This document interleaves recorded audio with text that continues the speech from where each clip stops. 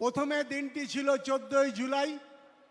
পরবর্তী পর্যায়ে তিনি যখন বাংলার মাটি পরিক্রমা করে সর্বত্র গণতন্ত্রপ্রেমী মানুষকে একাট্টা করেছেন, মানুষ যখন পা রাখবেন কলকাতার রাজপথে সমবেত হওয়ার, তখন তিনি উপলব্ধি করেছিলেন তদানীন্তন রাজ্যপাল অধ্যাপক নুরুল হাসান প্রয়াত হয়েছিল 12ই জুলাই। কাজে রাজনৈতিক শিষ্টাচার মেনে তিনি এই কর্মসূচি করেছিলেন 21শে জুলাই।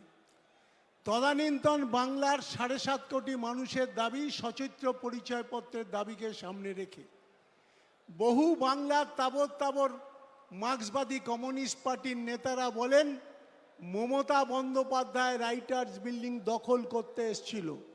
আমি আপনাদের জ্ঞাতার্থে জানাই, সেদিনকার বাংলার মাটিতে দাঁড়িয়ে কেন্দ্রীয় নির্বাচন কমিশন পরিচালনা হতো মহাকরণের দুটি ঘর থেকে।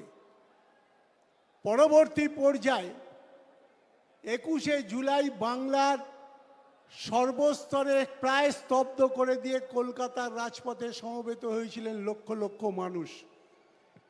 সেদিনকার লক্ষ্য ছিল বাংলার মাটিতে দাঁড়িয়ে সচিত্র পরিচয়পত্রের দাবি।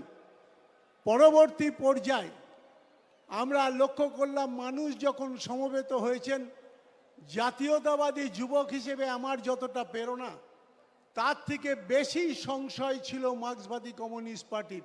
তারা উপলব্ধি করলেন বাংলার মাটিতে দাঁড়িয়ে মমতা বন্দ্যোপাধ্যায়কে সামনে রেখে মানুষ তার অধিকার ফিরে পেতে চাইছে। তাই সেদিনকার বিনা প্ররোচনায় আমাদের 13 জন সহকর্মী শহীদ হয়েছিলেন। আমরা এই প্রজন্মের মানুষ, আমরা বলি শহীদের রক্ত হবে না কো ব্যর্থ হয়নি। মমতা বন্দ্যোপাধ্যায় তখন সেই আন্দোলন বাংলার 7.5 কোটি মানুষকে দাবিকে উৎখাত করে দিয়ে ভারতবর্ষের নির্বাচন কমিশন এবং ভারতবর্ষের সরকার নীতিগতভাবে সচিত্র পরিচয়পত্রের কথা মেনে নিয়ে 1994 সালের 1 জুলাই থেকে ধাপে ধাপে এই মুহূর্তে 95 কোটি ভোটারের কাছে পৌঁছে দিয়েছিলেন সচিত্র পরিচয়পত্র। আজও ভারতবর্ষের মাটিতে মানুষ যখন ভোট দিতে যায়, কাশ্মীর থেকে কন্যাকুমারী, সোমনাথ থেকে সারনাথ, তখন মানুষের সঙ্গে থাকে মমতা বন্দ্যোপাধ্যায়ের আন্দোলনের আন্দোলনের মধ্য দিয়ে 13 জন যুবকের আত্মবলিদানের মধ্য দিয়ে পাওয়া সেই সচিত্র পরিচয়পত্র। কাজেই লম্বা ইতিহাস। মমতা বন্দ্যোপাধ্যায় তারপর থেকে 94 সাল থেকে সূচনা করেছিলেন বাংলার মাটিতে দাঁড়িয়ে শহীদ তর্পণ করবেন এই ধর্মতলায়। তো স্বাভাবিকভাবেই সেদিনকার সেই অনুষ্ঠান কর্মসূচি যেটা ছিল তাকেই পাথেয় করে মমতা বন্দ্যোপাধ্যায় তার কর্মসূচি করেছেন 94 সাল থেকে। করতে করতে 98 সালের 1 জানুয়ারি মমতা বন্দ্যোপাধ্যায় বাংলার মাটিতে দাঁড়িয়ে উপলব্ধি করলেন বাংলার মাটিতে দাঁড়িয়ে মার্ক্সবাদী কমিউনিস্ট পার্টির বিরুদ্ধে লড়াই করা শক্ত।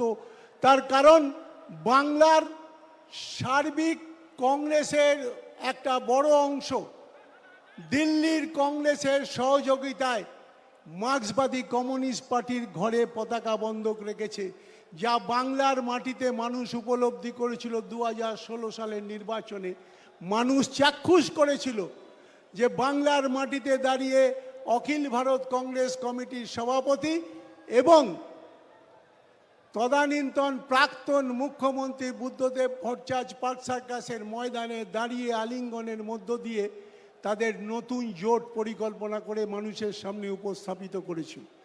স্বাভাবিকভাবেই মমতা বন্দ্যোপাধ্যায় সেই আন্দোলন যখন দলকে বিভক্ত করেছেন, তৃণমূল কংগ্রেসের উদ্যোগে যখন মমতা বন্দ্যোপাধ্যায় 98 সালে তার সংগ্রাম শুরু করেছিলেন, পরবর্তী পর্যায়ে মমতা বন্দ্যোপাধ্যায়কে সামনে রেখে বাংলার লাখো লাখো গণতান্ত্রিক প্রেমী মানুষ তার সাথে কাঁধে কাঁধ মিলিয়ে লড়াই করতে করতে আজকে 2011 সালে আমরা তৃণমূল কংগ্রেস ক্ষমতায়। তো স্বাভাবিকভাবেই মমতা বন্দ্যোপাধ্যায় তখন কিন্তু 98 সাল থেকে এই শহীদ তর্পণ ছেড়ে চলে আসেননি।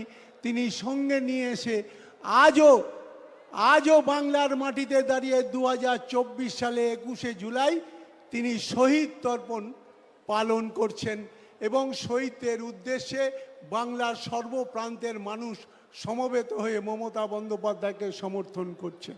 আমিও আপনাদের মতো যারা গ্রাম বাংলার প্রত্যন্ত গ্রাম বাংলা থেকে নিজেরা এসেছেন আজকে মমতা বন্দ্যোপাধ্যায়